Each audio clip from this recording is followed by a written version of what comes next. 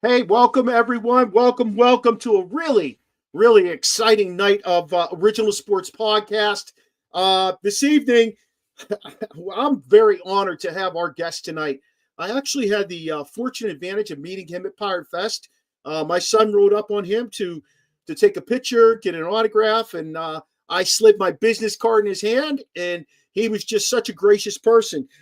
Look, if anybody's going to know what's going on in that clubhouse, this guy has his finger on the pulse of the Pittsburgh Pirates. It's a longtime play-by-play guy, Greg Brown. He's been with the Buccos for 31 years. He's seen some good fortune. He's seen some bad fortune happen with this team. But he's going to give us a peek into the 2025 season. He's down at Bradenton right now, enjoying the beautiful weather and watching those young Buccos I guess get themselves whipped into shape by Coach Shelton and the other coaches out there, and probably some old Buccos too. So kick back, relax, grab yourself an Iron City, and let's do this thing. National Streaming Sports is brought to you in part by BetUs.com, designed for true fans. NFL odds, Week 1 and futures, college football odds, including Heisman Trophy favorites and playoff odds, NBA odds of division winners and playoffs, Major League Baseball playoff and World Series odds, the National Hockey League Conference playoffs and Stanley Cup odds, and boxing wagers. Betting opportunities include versus the spreads and outright winners, also during the game. Use our link on our website, nessp.info, the Bet Us Opportunities webpage, for a 125% bonus on your first 3 deposits. Must be 21 years old, and remember, bet responsibly. You're going to call anyone that loves you. You're going to ask them if you can use their card to buy concert tickets because your card's maxed out. Okay. If they say yes, you get the tickets. I can't call my parents because they already think I make bad financial decisions. Well, so I think I'll call one of my friends. Okay. I'm a little nervous. I feel tingly. What's your not answer? Giovanna? Yes. I was on SeatGeek earlier and I saw 2 tickets for Olivia Rodrigo at a really good price. So oh my God. I maxed my credit card out by accident last week. Do you think I could use yours to buy the tickets? Oh my God, yes. Did I what? Yeah, you got the tickets. You got the tickets. I just want tickets. We're going to go to the concert together. Giovanna, I'll call you later. Love you. Thanks for picking up. Oh my God. I'm going to see Olivia Rodrigo. Yes, thank you, SeatGeek. Ladies and gentlemen, boys and girls around the world, it's time to experience the O's on the Original Sports Podcast.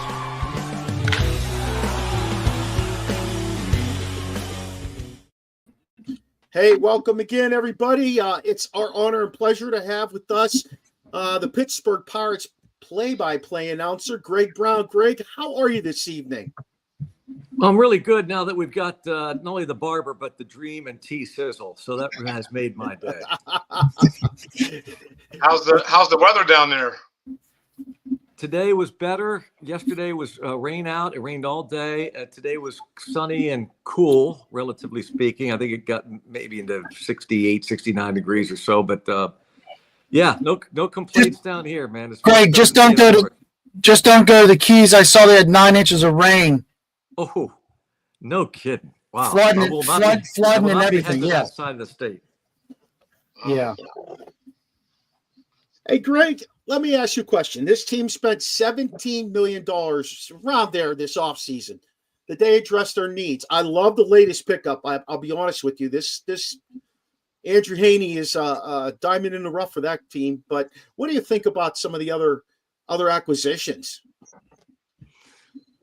Well, in answer to the question, Barber, I think if you would ask any fan or member of every baseball's organization, maybe aside from the Dodgers, I think just about every fan and member of that organization, being honest, would say we would love to have addressed this need or that need. We did what we could. They would also, maybe even the Dodgers, even though they spent another exorbitant amount of money this offseason. Yeah. So that's a question that you only can answer at the end of the year, and if you're taking home a World Series trophy, Wow. that's when you can say we did what we needed to do. Other than that, there's no answer to that. I think they did address the starting rotation because there was a lot of talk about trying to add a bat, which I understand. But for me, there was a lot of discussion and positive talk about the rotation and how good it was before Heaney. And I was leery of that because I felt like it's pretty good, but you're relying now, last year, Jared Jones burst onto the scene right on opening day out of spring training. And I mean, burst onto the scene. A lot of us didn't really have him on our radar. And then, of course, Skenes came up in early May. So you had Keller, you had Falter in spring training with a flip of the coin. He turned out to be well above average, this left-hander. But many were thinking that, boy, Bubba Chandler will be this year's Jared Jones. So it'll be Skenes, Keller, Jared Jones, Bailey Falter, and now they have this young flamethrower, Bubba Chandler. In my mind, I felt like that's not the sign of a really good rotation, strong team, because you don't get that fortunate back-to-back years. I'm not saying that Bubba Chandler won't eventually be a guy like Jones or better, or like Skenes, but right now he's 22 years old. They're a better team at the big league level if Bubba Chandler is part of a rotation at AAA Indianapolis and honing his skills and getting ready should someone falter at the big league level or injuries crop up. So that was a critical sign for me. That was a really strong sign by the Pirates to get the lefty Andrew Heaney. He's got major league experience. He's had success. He's a left-hander. And one thing I do like about Ben Cherington, and I think that Neil Huntington addressed it to a degree when he was the GM. He brought in Francisco Liriano, a lefty, but I've always felt like the Pirates never played to that strength of PNC Park from their pitcher standpoint. They kind of dismissed it. They said, I don't care if they're lefty or righty as long as they get guys out. That bunk, that old cliche stuff. No, PNC Park's made for left-handed starting pitching. And Cherington's done a real nice job with that in his 5 going on 6 years. And I think the Heaney sign is a real good one. So with that being said, would you say that Heaney was the biggest offseason acquisition, or would you go another route? I mean, probably in terms of free agent acquisition, that they really didn't do much. That Caleb Ferguson is an under the radar lefty that I really like. What's not getting a lot of attention right now, and that's a good thing because it got a lot of attention last year when they signed Aroldis Chapman to a $10.5 million contract, and I said then, and I'll say it now, he did a nice job, but for the Pittsburgh Pirates to sign a one-inning setup man to $10.5 million made no sense to me. But that was what they decided to do. And, he did a nice job, but the first half of the season, you look at the numbers, how many guys that guy walked. The bullpen was just a disaster last year. And there was so much talk about when they added Chapman, as a setup man for Bednar and what that might do with Holderman and Ryan Barucki, the lefty who had been so good the year before. And they're setting themselves up for a really strong bullpen. And all these teams do this. It's the most volatile position in baseball, the bullpen, for every team. You never know what you're going to get from one year to the next. But I like the fact that they just didn't sit on last year's pen. They made some changes. They bring in the lefty Ferguson. They got another veteran lefty in Tim Meza, big league experience. And you add that to a healthy Bednar. Bednar looks good, determined, slimmed down a bit. Colin Holderman, Kyle Nicholas, Carmen Majinski, Dennis Santana. When you look at his numbers, Santana's got a lot of big league experience. The Pirates picked him up last year, and he was tremendous.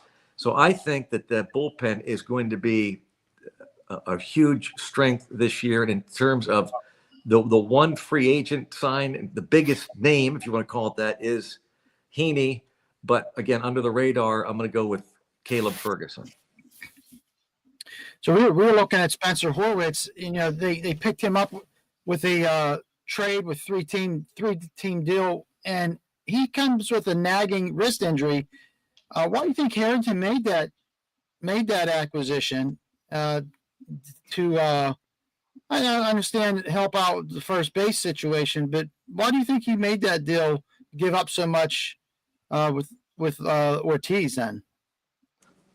Well, I mean, he going back to the question about addressing a need, that was an obvious void there at first base. They wanted to do that, and he felt like the best way to do it, because he couldn't spend, I don't know, more than, I don't know what the budget was, but not they can't get those big time free. A Paul Goldschmidt comes to mind, for example.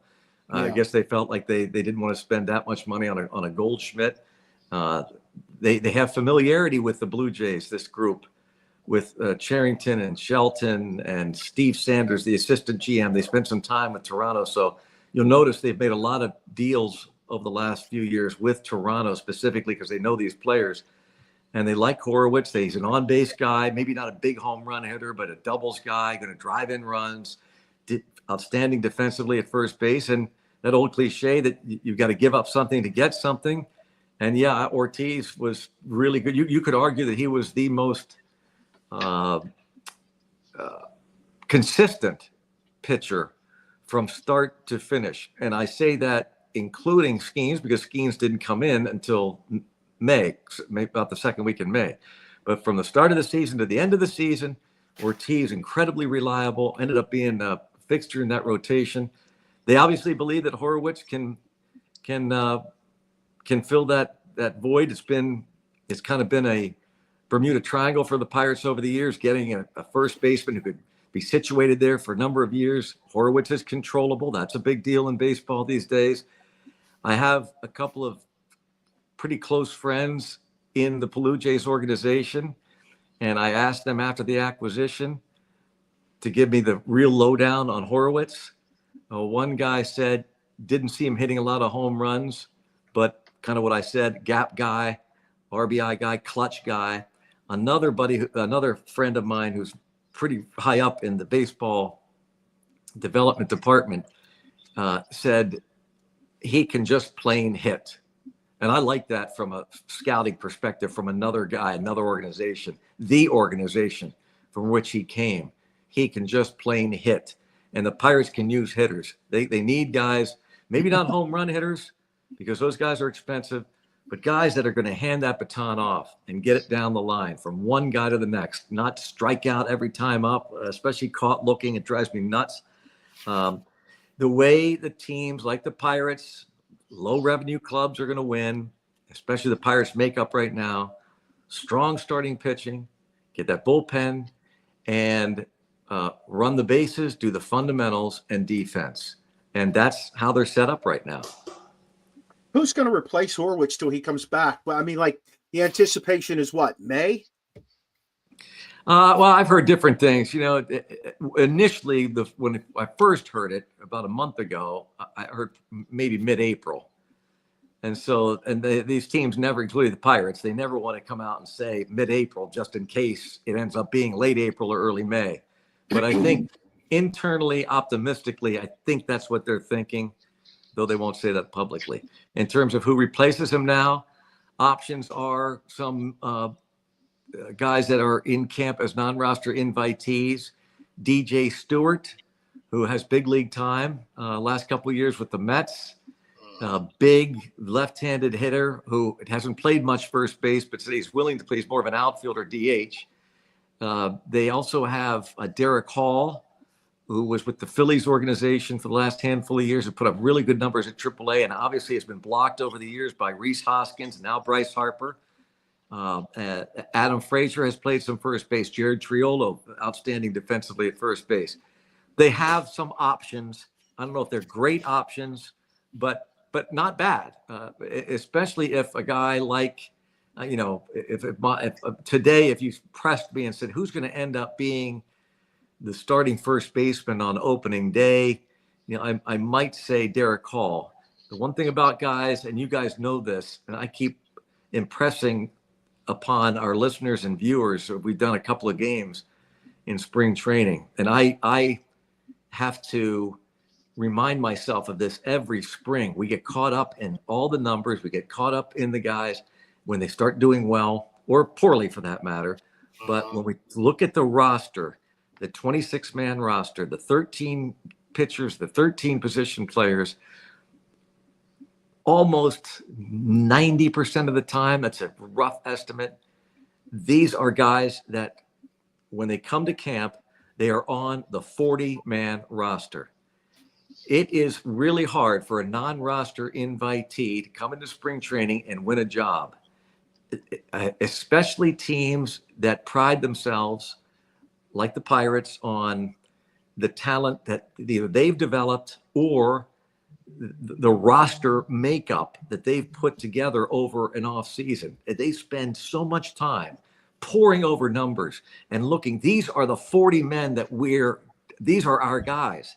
And now spring training comes along and you've really got to fight to trade this non-roster invitee. Who are we going to take off this roster? We love these 40 guys. Who are we going to take off and expose them to waivers? So it's still maybe perhaps a long shot for a guy like Derek Hall. But again, if you pressed me, who's going to be the opening day starter in Miami? If it's a right-handed pitcher, I assume it would be for the Marlins. It's going to be a left-handed hitting first baseman with power, with pop. That's Derek Hall. Interesting. Okay. So recently we signed a 37-year-old journeyman. What is that? Tony Pham. Tommy Pham. Tommy Pham. Why? I mean, he has a history, and it's not so favorable. But I mean, what do you think about him? Interesting is a great description for the sign. Much like you might say Adam Frazier, because Frazier's numbers aren't great. The one thing that I had heard Frazier's name this winter from somebody who was in the know. They said that they were in discussions with Frazier, and because I've known Adam, from his days with the Pirates, and I love Adam Frazier. But I said to this person, Adam Frazier, what do the Pirates need with Adam Frazier? And he said, since he left the Pirates, he has become very vocal and very much a team leader. We talk to the people in Baltimore and Kansas City, and it is something that the Pirates have been sorely lacking, leadership.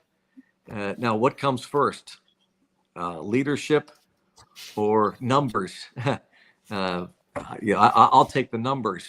I'll take a guy that hits 30 homers and drives in 120 runs and does it quietly without being a leader. That's fine with me. But they do need somebody to take charge. Andrew McCutchen's been around a long time. Andrew McCutchen doesn't say anything. He's just quiet. Brian Reynolds, same thing, just quiet. Key Brian Hayes, just quiet. He's been here a handful of years now, quiet. They don't have anyone. Now Paul Skenes, even though was a rookie last year, he watched his P's and Q's. He kind of did the rookie thing where you're seen and not heard. That's old school, but he's very old school. He's an old soul, even though he's only 22 years old. He knew his place, but I think he was doing that just because that's the way it's supposed to be. Now you can see some times over at Pirate City, the minor league complex, and now at the big league complex at the Lecom Park, there are other younger pitchers kind of following him, almost little ducklings. He's the mama duck, and then little ducklings following him, almost doing the exact same thing he does.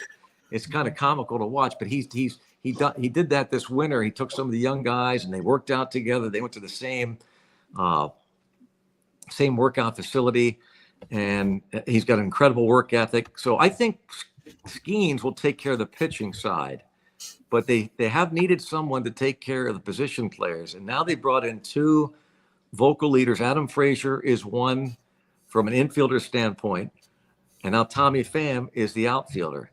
And his reputation has preceded him. Dream, you're right.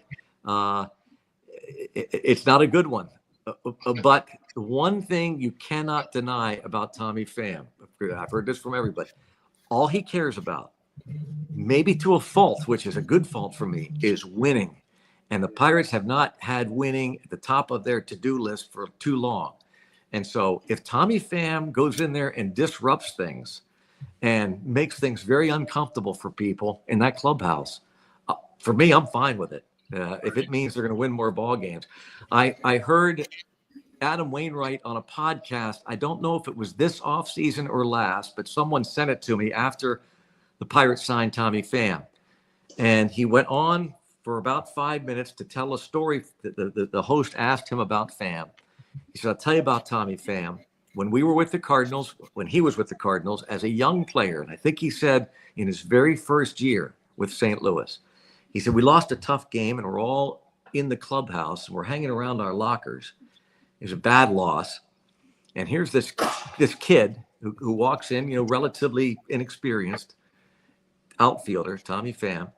And all of a sudden he closes the clubhouse doors and he starts yelling at these players. And he starts going around to each locker and he goes, you're lazy. You played too many video games. You're fat. This is the veteran pitcher, Adam Wainwright, telling the story. He says he's looking at Yadier Molina, his veteran catcher, next to him. They're like stunned, like, who is this guy doing this? They kind of whisper, should we stop him? And they both said, actually, no, because everything he said was spot on. He was like calling each guy out. And so I like that. I don't know how it's going to end up. It may be a complete disaster. If they're losing and he's not playing well or he's not playing enough, I don't know what kind of guy he is. He's not got a good reputation, but you think that's why they brought him in, Greg? You think they brought him in? I do that. Yeah, I think that was the main reason. I think they think he can still play. I think he's going to play a lot of left. Oh, I definitely think he can still play.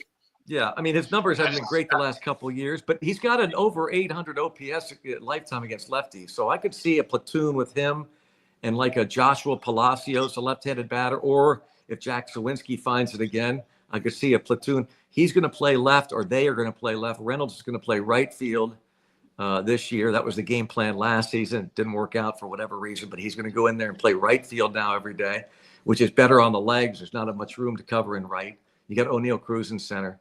But anyway, the Tommy Pham thing is really interesting. This season is interesting for a number of reasons. That's just one of them. I'm so curious to see how these personalities work out and what a guy like Tommy Pham does for this team.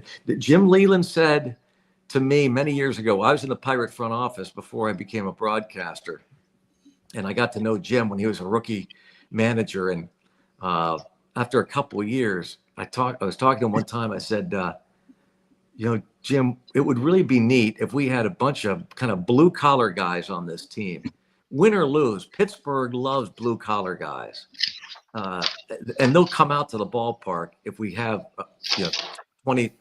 25 men that just are grinders and, again, a work ethic. And he goes, that is blankety blank blank, Greg Brown.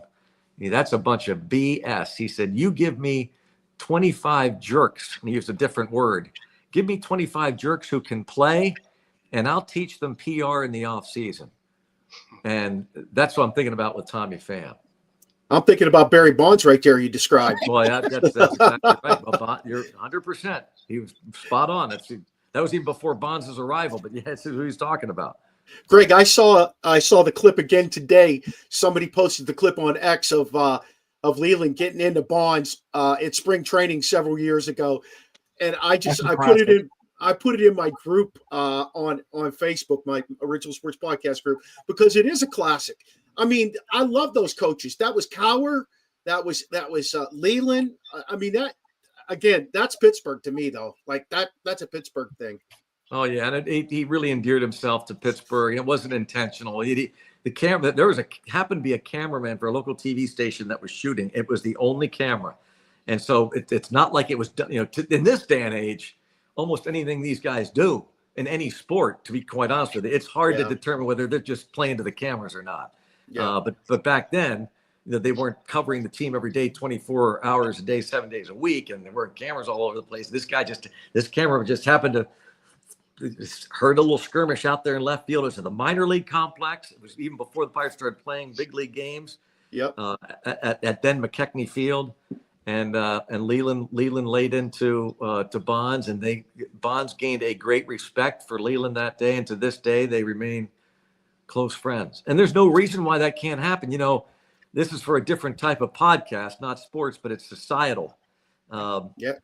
Where have those days gone when someone could rip the living daylights out of you and scream bloody murder and embarrass you? And believe me, I've spent time in a front office, so I've done it all. And I've had bosses, you have families, and they scream but they do it because you're all on the same page, because you all want to try and win. I love those examples where, and I've told this story to when again, I was in the front office of a couple of different organizations, and especially the last few years when you have to walk on these eggshells and anything you say can be used against you and will be, you'll be canceled. But man, I long for the days when you close the door in a meeting. And I'm telling you, man, years ago, I remember bringing, and I'm not necessarily proud of this, but bringing a cohort to tears. She happened to be female. She's a great friend of mine.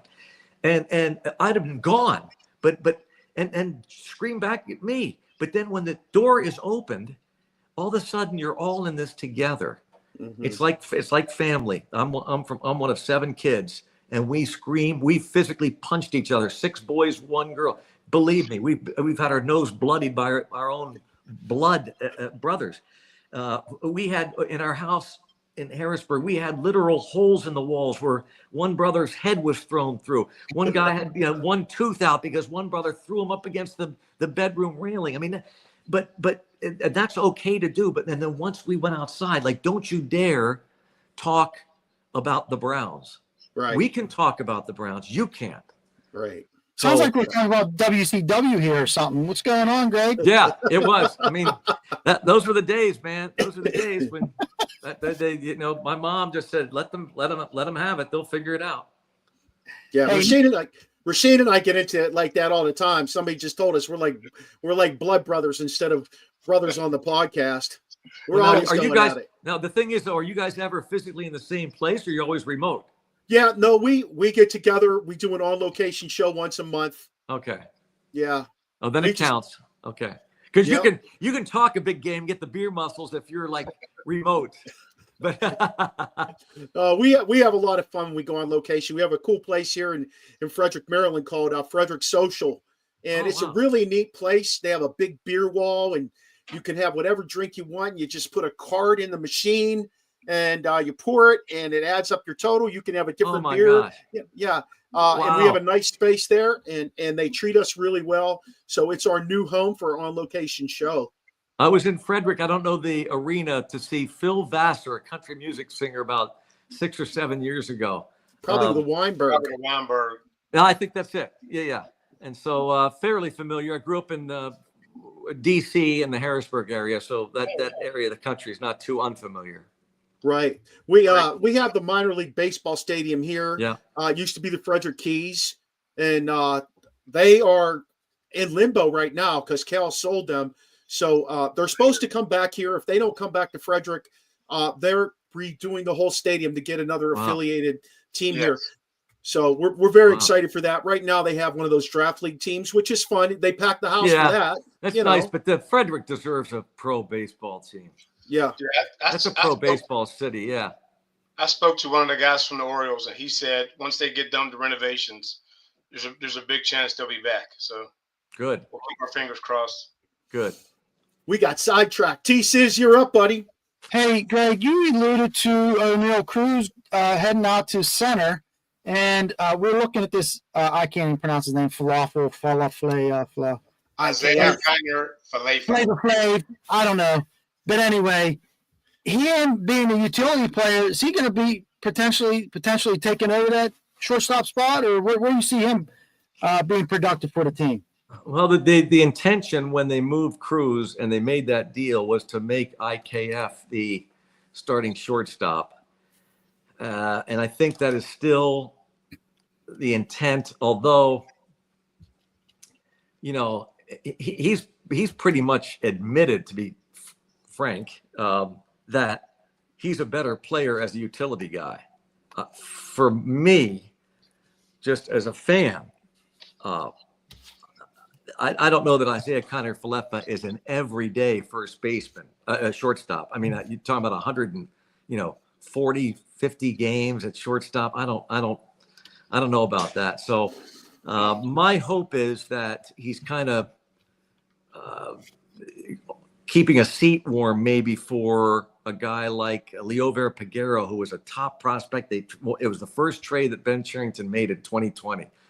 trading Starling Marte to the Arizona Diamondbacks for a pitcher named Brendan Malone and this young, athletic middle infielder, Leo Verpiguero. And he's had cups of coffee in the big leagues, but he's erratic at short, but he's very athletic. And I just wish somehow, some way he'd kind of find it.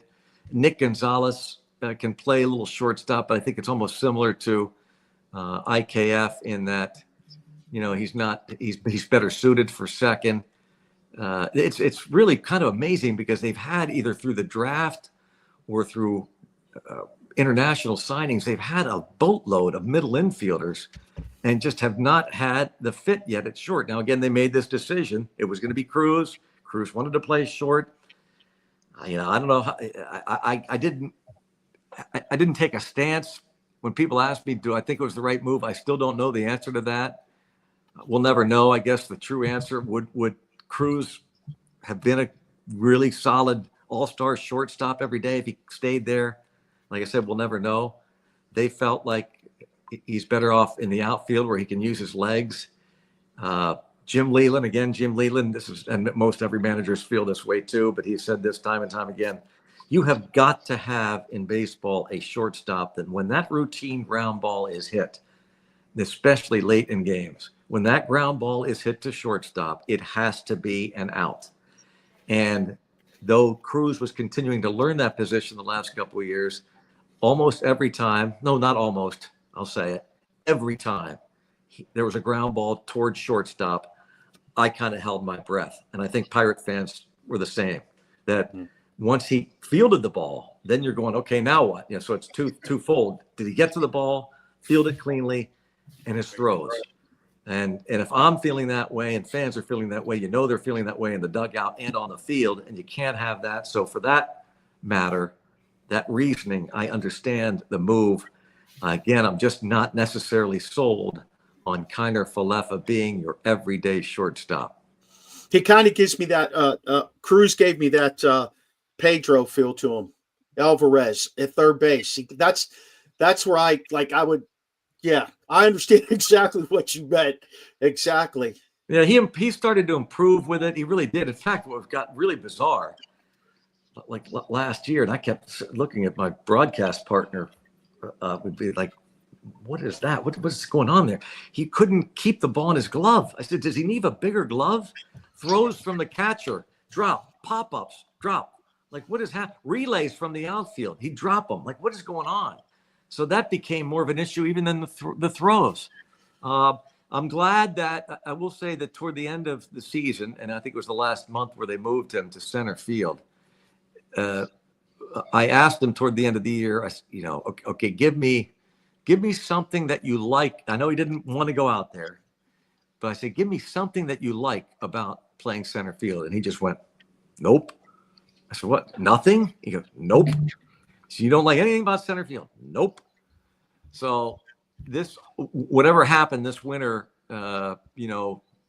maybe somebody did some talking to him, or maybe in reflecting on things, he's come in with a really great attitude about center field, and he's put shortstop behind him, which is critical that he doesn't, he's not shrugging his shoulders, and he's not shaking his head, and he's not walking off the field like, woe is me. He's now accepted center field as his position.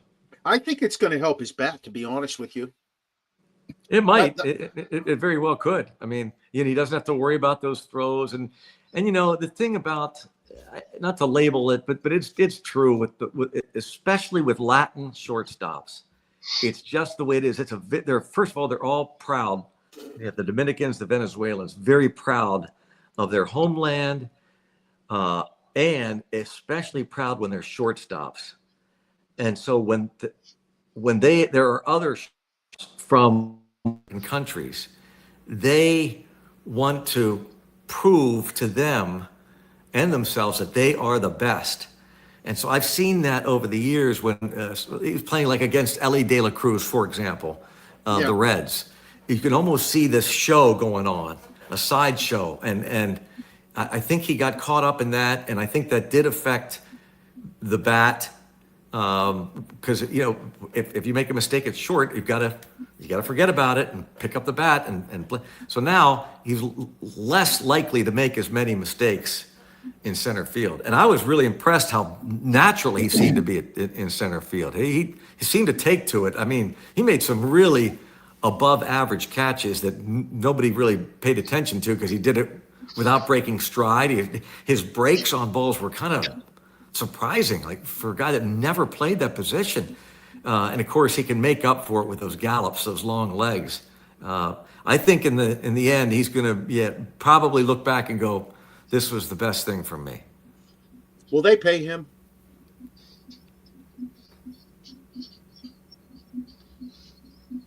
Can you hear me? Oh, we kind of lost you, Greg. I think I lost your audio. Yeah, we hear you. Can you hear us? We can't see you. Lost your audio, guys. Huh. Let me take them out and put them back in. Do a little song and dance while we figure that out.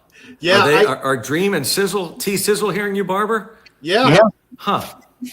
Yeah, I'll be darned. I did not. I didn't touch anything. Your screen went dark on us. I can. Like I said, I can try and do a little.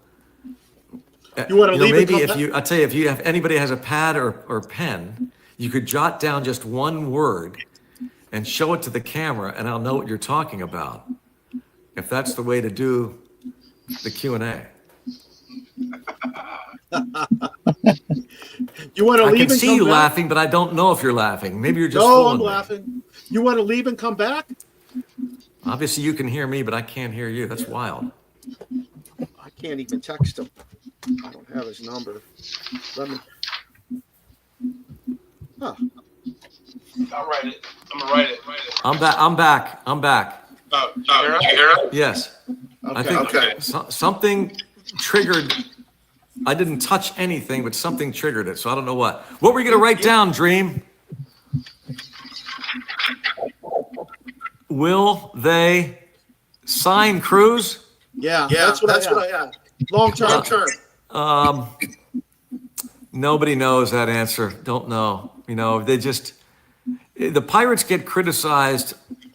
I want to say more than any other team in baseball. I don't know if that's true or not. I see national pundits taking shots at them. But I do think that just about every small revenue team hears it. In fact, I was at the ballpark today, and I had a 2-inning debate with 2 Pirate fans out near the left field bleachers. I was walking out to see a buddy of mine who had come in from out of town, and they stopped me and they started chatting. It was civil, but it was a debate about this whole thing that the Pirates don't sign anybody, and the owner's cheap, blah blah blah. And I've told people I feel like if anybody has a PhD in Pirates ownership, management, fan interaction, it might be Dr. Greg Brown, because I was in the front office for 10 years. I'm an old guy. I'm old. So I go back to the Galbraith family. John Galbraith and Dan Galbraith owned the team back in the, I knew Dan better than John. John, the dad, bought the team back just after Barney Dreyfuss had it. So you're talking like in the 50s, and they owned it into the early 1980s. And I got to know the family. I still know the grandson, Squire's a friend of mine, his siblings, and they lived in Columbus, Ohio. And even though the Galbraith family brought Pittsburgh 3 World Series championships, starting in 1960, another 1971, another 1979, I won't say they got run out of town, because back then in the 70s into the 80s, a lot of the family-owned baseball teams were sold. The Bushes sold the Cardinals. The Carpenters sold the Phillies. You can just go. The Wrigleys sold the Cubs, and the Galbraiths sold it. But they were never treated, I think, in their minds, or mine for that matter, as well as they should have been, because they were looked at by the public, and I think the media had most to do with it, as out-of-towners that didn't know what was going on in Pittsburgh, carpetbaggers. And it was so unfair. They'd bring 3 championships, and it still wasn't good enough because they were operating a team from Columbus, Ohio. And how can you know us? So it was very unfair. But that's kind of been the mindset of fans and media over the years. And I don't necessarily think it is unique to Pittsburgh. I believe it's just the way it's been in baseball over the many, many years, 150 plus years of Major League Baseball, that it just seems like the evil empire, the nemesis of every big league city is that team's owner. And it's been fractured between fans and owners, and media and owners, and it's especially true in Pittsburgh. So that's a long-winded answer to say, and to finish up by saying, I do believe that the owner of the Pirates has done within his means, which is taking whatever revenues he gets and spends it on the team. He showed that in 13, 14, 15. You can criticize him as you could criticize 99% of baseball owners, in that rarely, this Cohen, Steve Cohen from the Mets, is a rare example. He and Mike Ilitch of the Tigers, the late Mike Ilitch of the Detroit Tigers, spent money, I guess, out of their own pockets. Cohen, a billionaire, and he's a Mets fan. He's just spending, whatever it takes to win. But that's unique. I count 2 in 40 years. All the other owners, what they do is they take, what revenue they have and they spend it.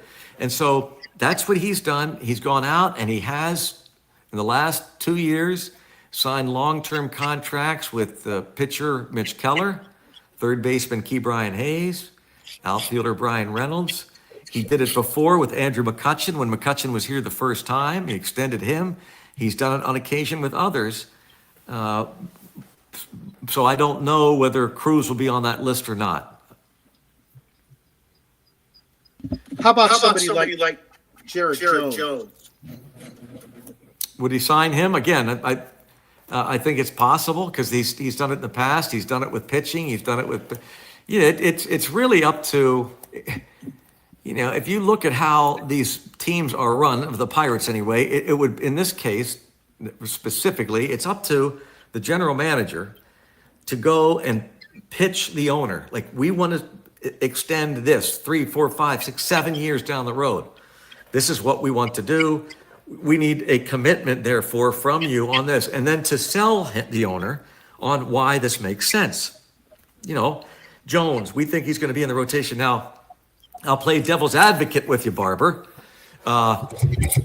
Jones is slightly built for a hard-throwing right-hander.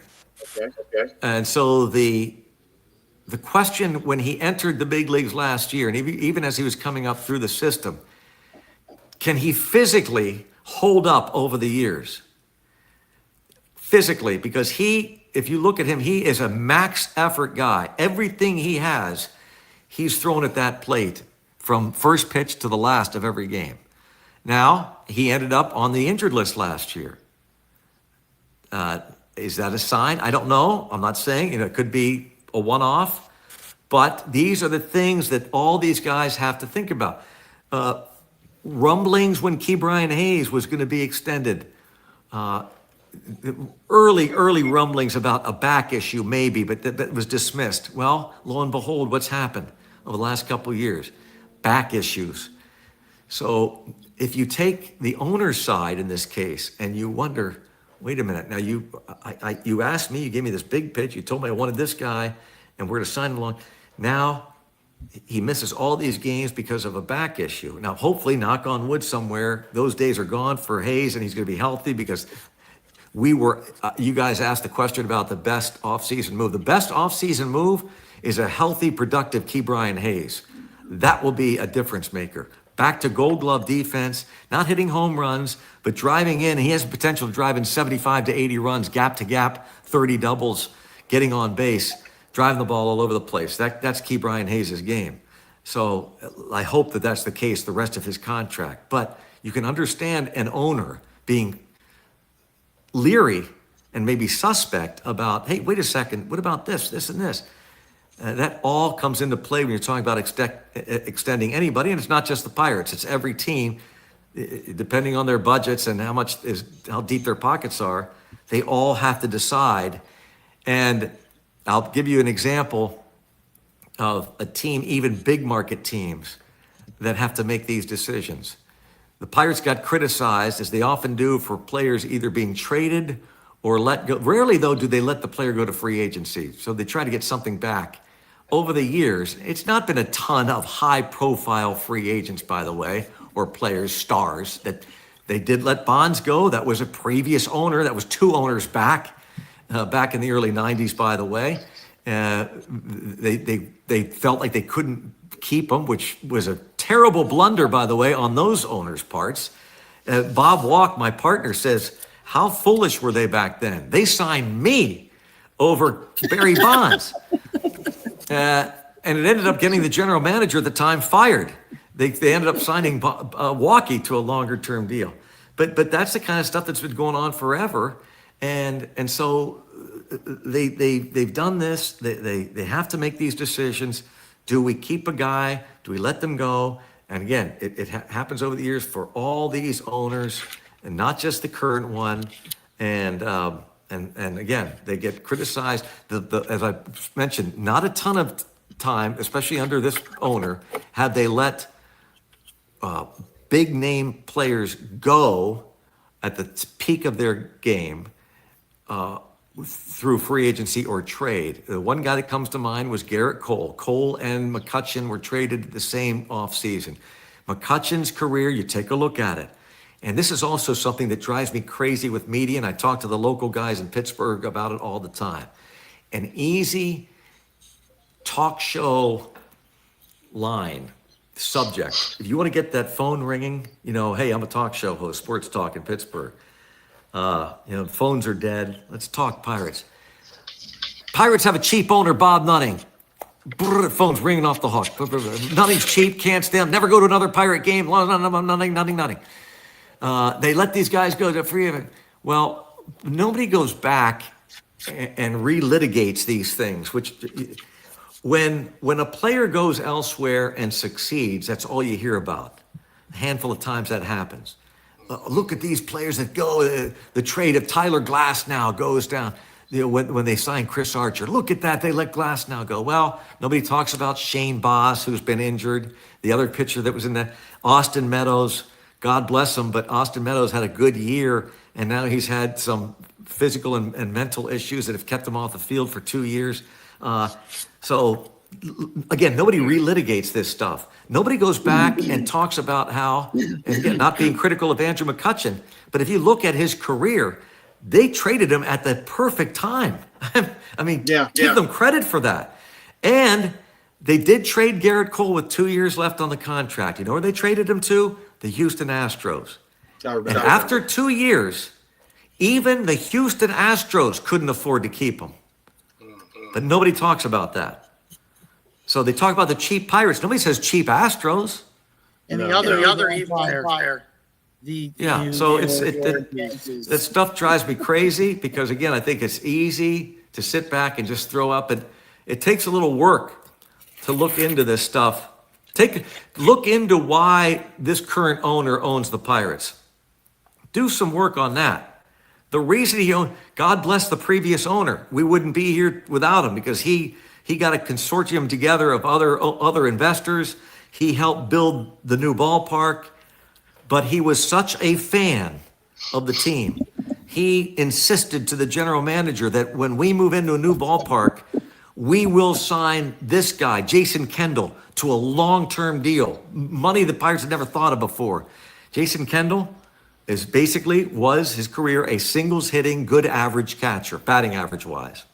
So they spent money there. They spent money on guys like Derek Bell and Pat Mears and money that they didn't really have.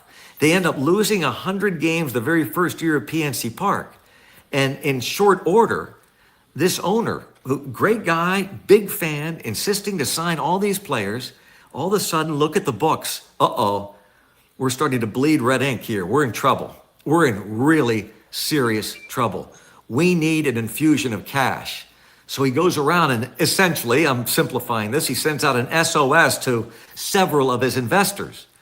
And he says, we need money fast. And one family steps up. And it's Bob Nutting, Ogden Nutting, his dad, and Bob Nutting. And they infuse this capital that's necessary. And eventually they start adding and they buy out the previous owner.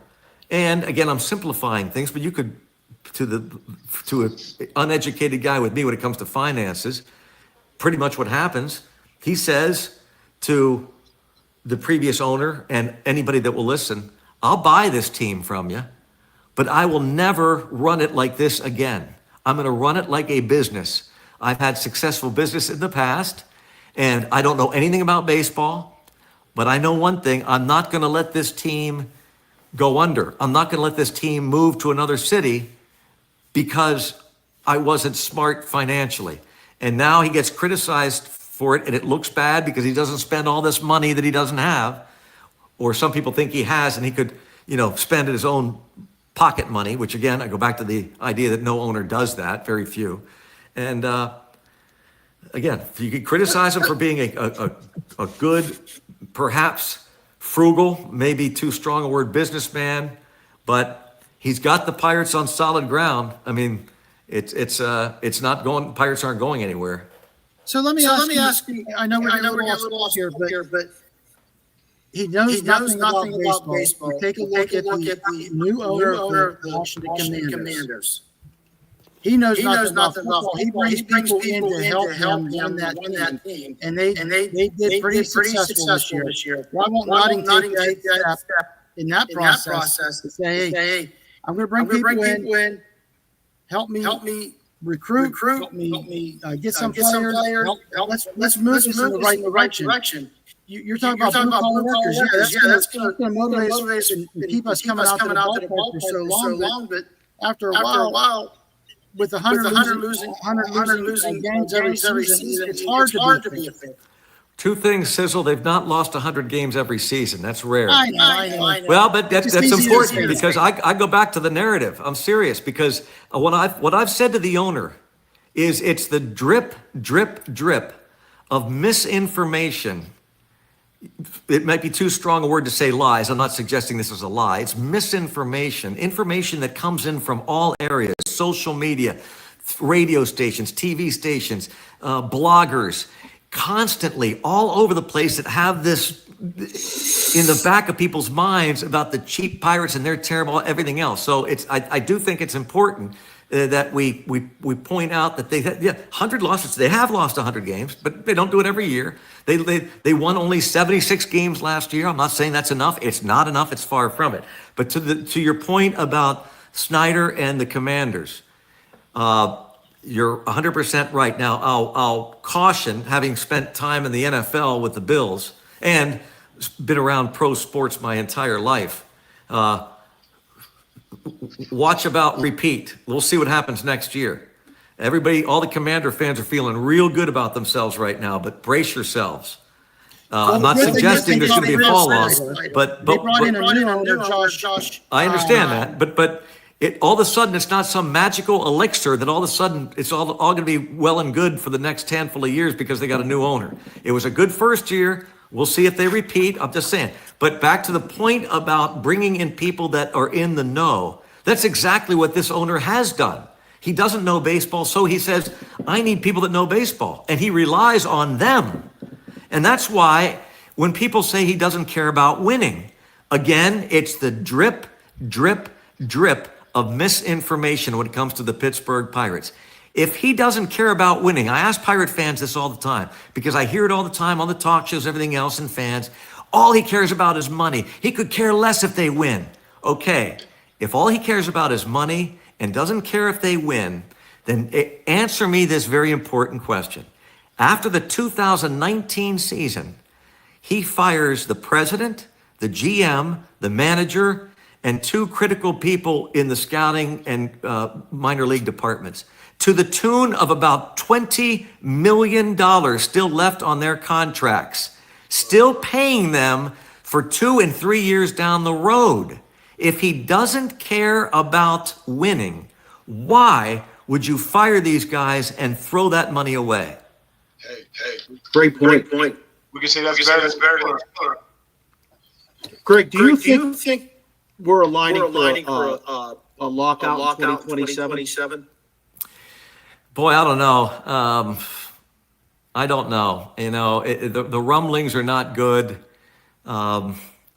Reading what Tony Clark says, what about Rob Manfred says, it's been talked about since '94 when the strike hit. But when that happened, when the country was without baseball for 2 months that year, 1994, and no postseason or World Series, I mean, it hurt a nation.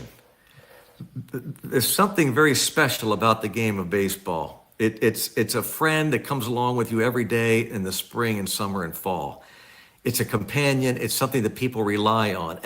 As critical as people have been about the sport, and people take shots at it, it's still a big-time revenue sport. It's still incredibly popular around the world. And when that happened, when the strike cost the postseason, the people that ran baseball vowed to never let it happen again. And so, we've had some lockouts. The last contract in 2021, the delay of the season, but they restructured it to get all the games in. I don't know. It would probably cost, I don't know if it would cost an entire season, but it would be costly in terms of games if they decide to do it. And I don't know if the owners have it in them. Can they stomach it? I don't know. I just asked that because I see contracts that are over the top with the Dodgers, and then I see some guys that are getting modest contracts that probably should be paid better. And I'm wondering if some of these owners, Bob Nutting being one of them, is forecasting what he's going to see in 2027. Yeah, I don't know. I mean, you've heard some rumblings. These guys are very smart in that they, I think that they make certain that they get fined. I guess this is the reason. They get fined substantially, these small market owners and big market owners for that matter, when they talk about things like we need a lockout, we need a salary cap. You don't hear that from any of them. They're all uniform and not saying anything. And now internally, are the small market teams getting together and saying we've got to do something about it? The problem is I've heard this over and over again, and they never have the gut. Not guts is not right, but they can't stomach it. They don't want. It's too costly, I guess, financially to sacrifice a whole season. But if I'm a small market team and I take the gruff that Bob Nutting, I'd certainly think long and hard about it. I've had discussions with players over the years. I've had those that have been retired, those that have been in the union, those that have been out of the union, current players about, don't you see that the union essentially is for the big name players, the big market guys, the handful of superstars? Yeah, they certainly don't want a salary cap because they get rewarded. But it's the middle of the road, the average guy, the vast majority that it costs them more, because if there were a salary cap, they'd make more. But it just never seems to gain traction. And it's the greatest union in the history of mankind. That's not an exaggeration. If you're a pro-union guy or girl, it is the greatest union in the history of mankind, bar none. And it was born in Pittsburgh because Marvin Miller was an attorney for U.S. Steel in Pittsburgh, and he was the first player representative, the first executive director of the Players Association. He created it, and Pittsburgh, it's so funny because Pittsburgh's like a union town, and they get down on all this stuff. Well, wait a minute, can you have it both ways? Because if you're a union guy, you gotta love the Major League Baseball Players Association. There's nothing like it. It's unbelievable. That's so interesting about Marvin Miller. I remember him. I'm almost 60, so I definitely remember. Don't whine about age to this guy, please. Hey, final question for you, my friend. And I want to let you get about your wonderful evening. In late September, where are Pittsburgh Pirates going to be sitting? In late September, they're going to be sitting within striking distance, if not in one of the wild card slots. I don't know what the record will be, but there's too much riding on the line. The bullseye is on the backs of the manager and the GM. They know it. It's too important for that. And I think they'll pull out all the stops. I also think that come late July, just approaching that deadline, they'll be within a handful of games to the point where Ben Cherington knows I'm going to add, they'll bring guys in, they'll do what they have to do, they'll add to the payroll like they've done previously in 13, 14, 15.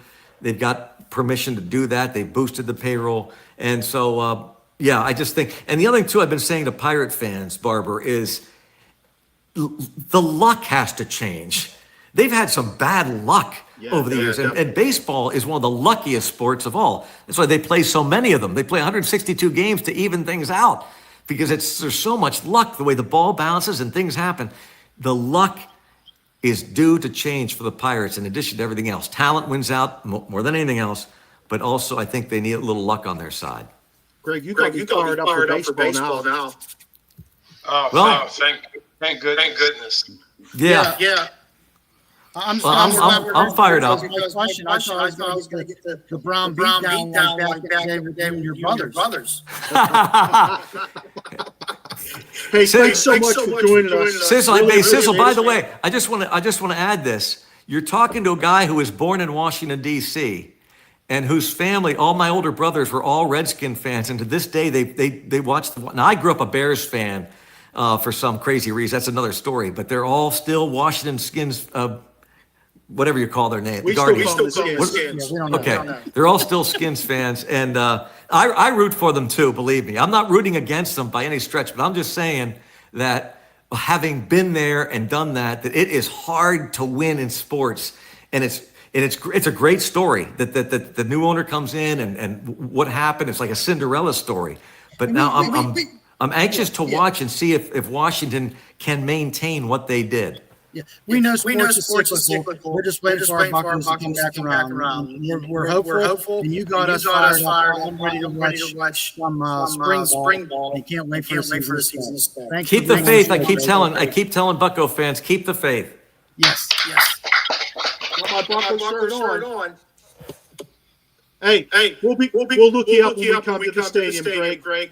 Have a great rest of your time at spring training, and keep doing your thing. You're wonderful to listen to. Thanks a million for saying that. Dream, Sizzle, Barber, thanks, man. Thank you, guys. Thanks for having me on. Okay. That was pretty cool. He really brought some. He really got me kind of fired up. He really shared amazing stuff with us that you got to listen. If you're a Pirate fan, you got to listen to this show and hear what he had to say, because I feel like he gave us some really deep insight on a lot of things. He painted a different picture of Bob Nutting for us, my follow-up question to that was, okay, why did they cut those guys at the end of last year, right before they were getting ready to get their signing, that bonus? Yeah. If he's so worried about winning and not the money, why did he cut them right before the money? But I wasn't going to get into that. And that wasn't my original question. My original question was about AI being used this spring training to help call balls and strikes. I love that. I love it, Terry. I think it's great. I've seen it used in the minor leagues. I've been at games. I watched it over here, the draft league last year, and I think it's great. It really helps. It really helps some of those guys when you have just really bad umpires, because some of those guys are not very good. Yeah. So fellas, thanks for joining me on this show. Great to see T Sizz back. He's had a lot going on in his life, but Hopefully he's back on with us on a regular basis. We're going to drag his butt to Terrible Talk when he has some time for that too. So it's awesome to have him back with us. Don't forget to reach out to the Original Sports Podcast. You can check out our webpage, originalsportspodcast.com. We're on every social media you can imagine. We're either Original Sports Podcast or OSP with MM. Don't forget to watch our Terrible Talk on Thursday nights as well as on Sunday nights if you miss Thursday on Roku, National Streaming Sports. For me, The Dream, Sheen, and T Sizzle, thanks for joining us tonight, and have a great evening, everybody.